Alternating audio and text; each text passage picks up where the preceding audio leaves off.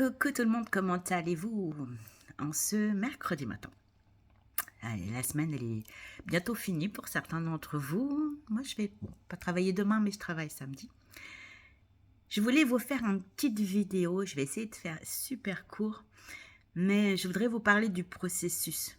Vous savez, de ce chemin qui mène d'une situation qui est inconfortable pour vous à une situation que vous aimeriez obtenir. Je voulais vous dire que cette situation, ce chemin, il n'est pas facile. Il n'est pas facile. S'il est facile, c'est qu'il y a quelque chose qui ne va pas, en fait. Il faut qu'il y ait des inconforts, c'est normal. C'est-à-dire que votre cerveau, là, il est dans une zone que vous connaissez, ok? Même s'il n'aime pas trop, il est quand même dans une zone qu'il connaît. Et vous voulez l'amener dans une situation qu'il ne connaît pas encore, que vous envisagez peut-être, mais il ne sait pas exactement à quoi ça va ressembler. Et donc lui va vous protéger et vous dire oh non, non, n'y va pas, n'y va pas. Et ça génère de l'inconfort. Votre cerveau qui vous dit non, n'y va pas, c'est compliqué, tu n'y arriveras pas. Ça pour vous protéger et ça génère en vous quelque chose de pas super agréable, hein, des blocages et puis des pensées sur la confiance, la capacité qu'on a, etc., etc.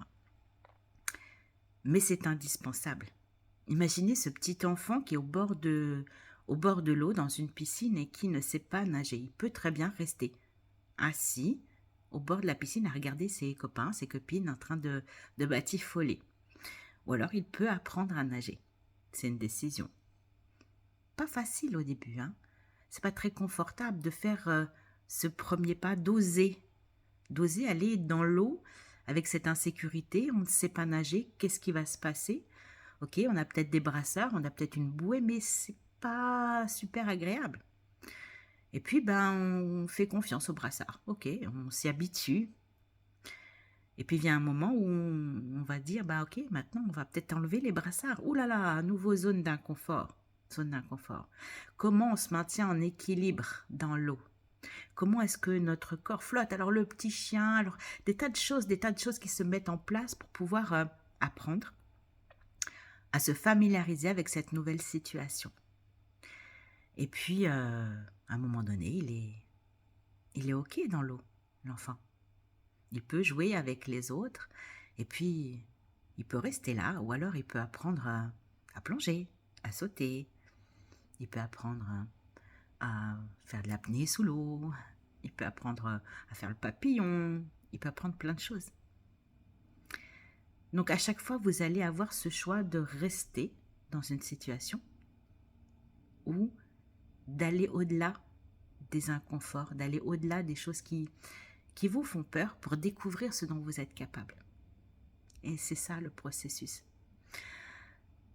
Et c'est ça que c'est exactement de ça dont je voulais vous parler ce matin parce que je reçois des mails ou des petits messages des personnes que je suis et qui me disent oh, là c'est pas facile, je comprends pas, c'est compliqué. Oui, c'est compliqué. Si c'était facile, vous n'auriez pas besoin d'aller voir une personne comme moi, une coach, une sophrologue ou peu importe la spécialiste que vous décidez de consulter.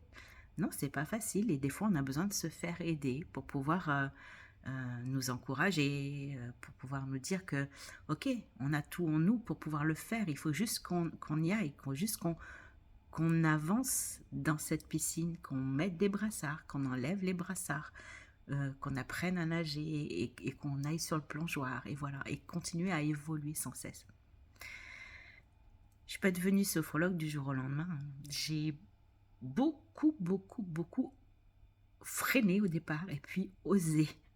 C'est voilà, quand j'étais petite, quand j'étais ado, j'étais pas super espiègle comme fille.